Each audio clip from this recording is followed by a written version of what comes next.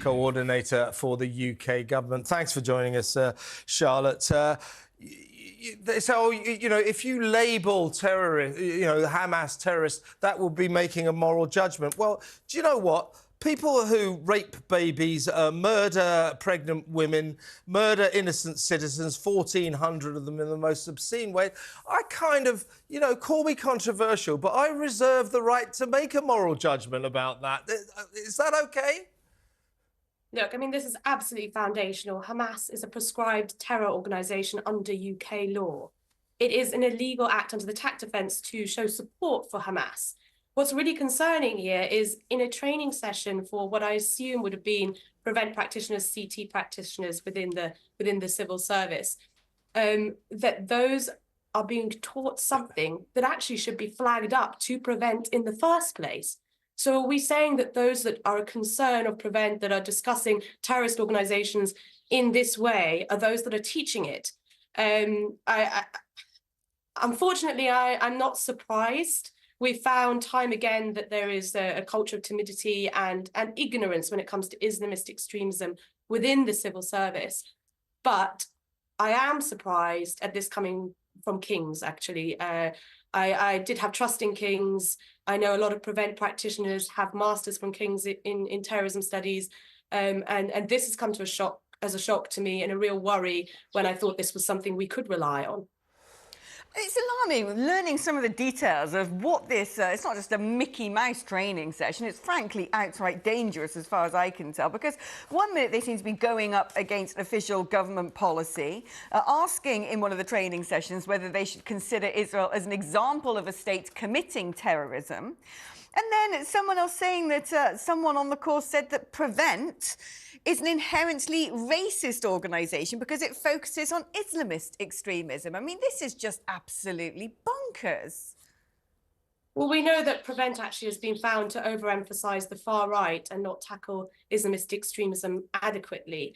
So, I mean, that's just factually incorrect. But you're right to say this is dangerous. We know that the approach towards counterterrorism is one that's been labelled and marked as timid and marred by ignorance, as per William Shawcross's Prevent review. We've also heard from Sarah Khan, the former Counter-Extremism Commission, to say that Commissioner, to say that there's large gaps in counterterrorism legislation. And MI5 has said that we need to be concerned and on the lookout for lone wolf attacks inspired by Hamas. Everyone is concerned. FBI has said red flashing lights everywhere for potential terror attacks. This is not the time at all. I mean, this is a very, very worrying time for CT. But B, this is antithetical to everything recent reports and investigations have called for: better trained, more confident practitioners who understand Islamism and are confident enough to tackle it. I mean, this is, let's put this into context. This has been revealed by a former civil servant who's turned whistleblower called Anna Stanley. And she disclosed that staff from these are very important ministries, obviously the Foreign Office, the Ministry of Justice, the Ministry of Defence and the Home Office were asked to consider whether Israel is an example of a state committing terrorism. Well, I don't think they are an example. I would suggest that maybe Hamas are an example. They're not a state, but they're the ones who committed terrorism. Israel is just defending itself. Can you just bear with us for a second, Charlotte? Yeah. Stay where you are, because in this report, in this brainwashing exercise of the civil servant blob, our friend and colleague, who often broadcasts on Talk TV, excellent writer, novelist, author, Douglas Murray, a man of some standing, is accused of being a sort of far right-wing nutcase, as is Joe Rogan from America. And this morning, Douglas spoke to our colleague Julia Hartley-Brewer to defend himself, quite rightly. Let's have a listen to Douglas. It seems that this same man, Peter Newman, was asked, what can we do to counter these terrifying views that Joe Rogan and Douglas Murray espouse? Because, of course, Joe Rogan and I are such incredibly fringe figures, as you know, Julia. I mean, it's far, far to the fringes of any reasonable politics. And this man, Peter Newman, very sinisterly said, we will have to find other ways to suppress them. Now, given that he had already been asked, how do we suppress them on social media when they have such big platforms, Joe Rogan and Douglas Murray, he then says, society will have to find other ways to suppress them.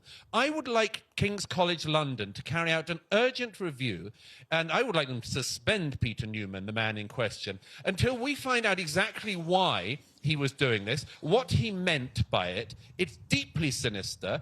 I've got my lawyers looking into this already. Charlotte, well, there you are. I mean, in the end, it sounds to me, among the many other sins of this report, it's an attack on freedom of speech, isn't it?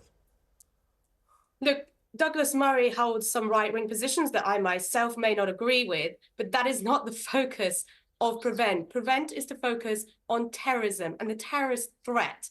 Therefore, the focus on, I mean, I wouldn't consider him far-right and a risk to society at all. I would consider him to hold some right-wing opinions that could be debated.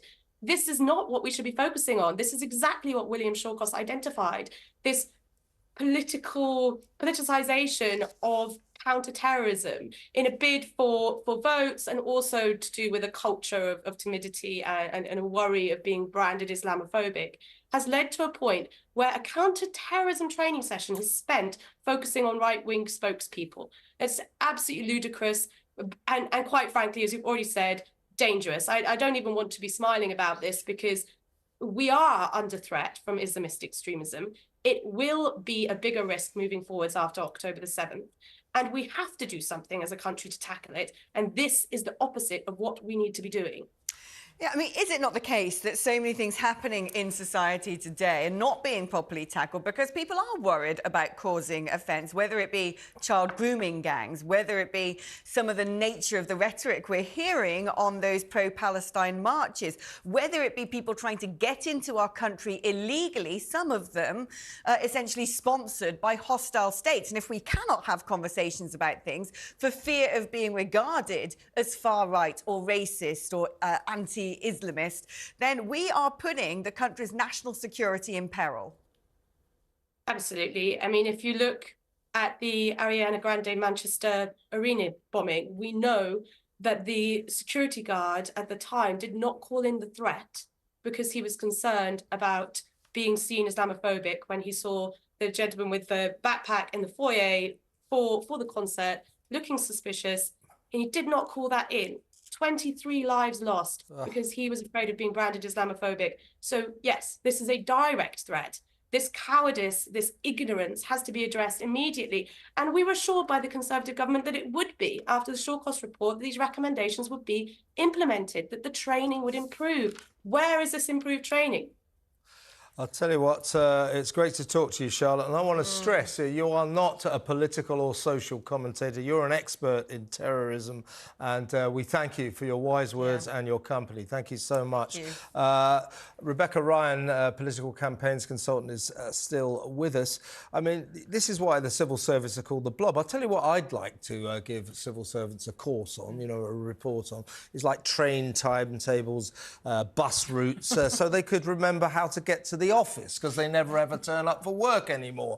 I mean, what is happening to the civil service? It is becoming the enemy of the people, it seems to me. It has, and it has been for some time, hasn't it? And that's why the Conservative Party were given an 80-seat majority, because they came in promising to sort out the blob, didn't they? We thought, oh, Dominic Cummings was going to come in and sort out, you know, and deal with this once and for all. And it's only got worse, hasn't it? And what we've seen from this awful story here is that there's a complete ideological capture of the civil service, and they can't see the wood from the trees. They're just pushing their own agenda. They've got this kind of, you know, always wanting to be pushing this liberalism forward. We see it in other areas as well on the whole gender debate. You know, these agendas are being pushed, and that's not what the civil service should be doing. They should be completely neutral. Yeah, you know about this, Alex. You know, Peter Newman, the author of this report, you know, if you happen to, you know, heinously have the temerity to have views that are maybe slightly right of centre, just like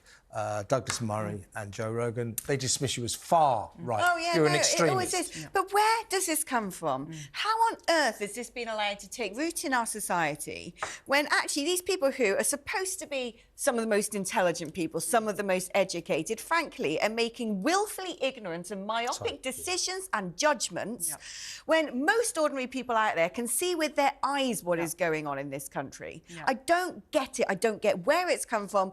And without being able to understand that, it's very difficult to know how we turn it around. I would say that these people who author these kind of reports, I don't know anything about Peter Newman, but they're either incredibly stupid or they're just polemicists. Exactly. I think that's what it comes down to, isn't it? And I think it's the London bubble. And the sooner they disperse the civil service and sort of spread it out across the country and get people actually just doing the work that they're supposed to be doing without pushing these sort of middle-class dinner party debates in their day-to-day work. I mean, that's what they're doing, aren't they? They're pushing through these fashionable debates when they should just be working with complete neutrality.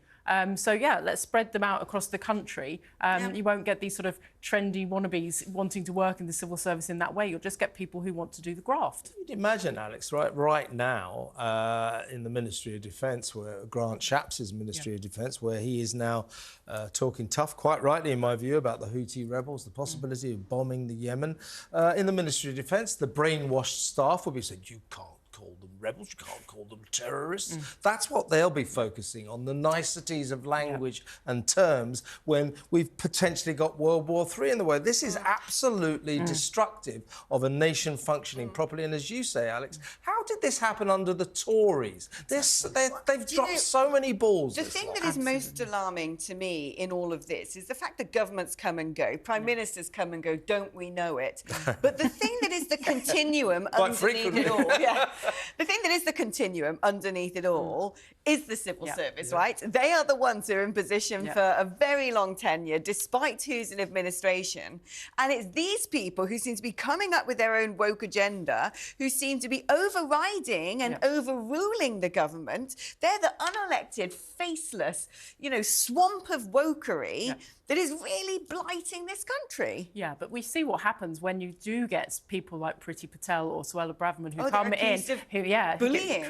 Exactly. They all kick up a fuss.